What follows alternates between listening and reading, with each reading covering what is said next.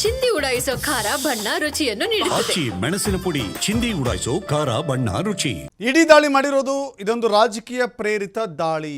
ವಾಲ್ಮೀಕಿ ಕೇಸನ್ನ ಇಡಿ ತನಿಖೆ ಮಾಡ್ತಿರೋದೇ ಕಾನೂನು ಬಾಹಿರ. ಬೆಂಗಳೂರಿನಲ್ಲಿ ಮುಖ್ಯಮಂತ್ರಿಗಳ ಕಾನೂನು ಸಲಹೆಗಾರ ಹಾಗೂ ಶಾಸಕ ಪೊನ್ನಣ್ಣ ವಾಗ್ದಾಳಿ ಮಾಡಿದ್ದಾರೆ. ವಾಲ್ಮೀಕಿ ಕೇಸಿನಲ್ಲಿ ತನಿಖೆ ಮುಗಿದು ಚಾರ್ಜ್ ಶೀಟ್ ಸಲ್ಲಿಕೆಯಾಗಿದೆ. ಚಾರ್ಜ್ ಶೀಟ್ ವಿರುದ್ಧ ನಾಗೇಂದ್ರ ಕೋರ್ಟ್ ಮೊರೆ ಹೋಗಿದ್ದಾರೆ. ಈಗ ದಾಳಿ ನೋಡಿದ್ರೆ ಇಡಿ ಅಧಿಕಾರ ವ್ಯಾಪ್ತಿಯನ್ನು ಪ್ರಶ್ನೆ ಮಾಡಬೇಕಾಗಿದೆ.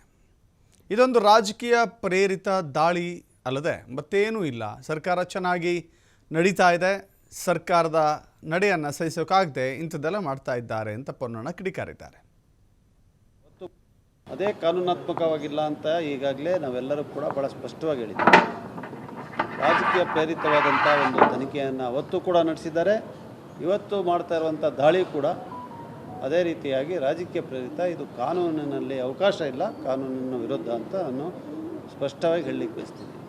ಈಗಾಗಲೇ ತನಿಖೆ ಪೂರ್ಣಗೊಂಡು PMLA ಆ್ಯಕ್ಟ್ ಕೆಳಗಡೆ ಅಪರಾಧಿಗಳನ್ನು ಗುರುತಿಸಿ ಚಾರ್ಜ್ ಶೀಟನ್ನು ಸಲ್ಲಿಸಿದ್ದಾರೆ. ಆ ಚಾರ್ಜ್ ಶೀಟನ್ನು ಪ್ರಶ್ನೆ ಮಾಡಿ ನಾಗೇಂದ್ರ ಅವರು ಕೂಡ ಉಚ್ಚ ನ್ಯಾಯಾಲಯದಲ್ಲಿ ಈ ಪ್ರಕರಣವನ್ನು ದಾಖಲಿಸಿದ್ದಾರೆ. ಅಂಥ ಸಂದರ್ಭದಲ್ಲಿ ಯಾರ ಮೇಲೆ ನೀವು ಈಗಾಗಲೇ ಚಾರ್ಜ್ ಶೀಟ್ ಅಂದರೆ PMLA ಆ್ಯಕ್ಟ್ನಲ್ಲಿ ಕಂಪ್ಲೇಂಟ್ ಆಗುತ್ತೆ, ದೂರು, ಅದನ್ನು ಸಲ್ಲಿಸಿದ ನಂತರ ಮತ್ತೆ ನೀವು ನಾಗೇಂದ್ರ ಅವರ ಮೇಲೆ ದಾಳಿಯನ್ನು ಮಾಡ್ತೀರಾ, ಬೇರೆ ಅವ್ರ ಮೇಲೆ ದಾಳಿಯನ್ನು ಮಾಡ್ತೀರಾ, ಶಾಸಕರ ಮೇಲೆ ಸಂಸದರ ಮೇಲೆ ದಾಳಿಯನ್ನು ಮಾಡ್ತೀರಾ ಅಂತ ಹೇಳಿದ್ರೆ ಈ ಅಧಿಕಾರ ವ್ಯಾಪ್ತಿ ಎಲ್ಲಿಂದ ಬರ್ತದೆ ಅಂತ ಹೇಳುವಂಥ ಮೂಲ ಪ್ರಶ್ನೆ ಉದ್ಭವ ಆಗುತ್ತೆ.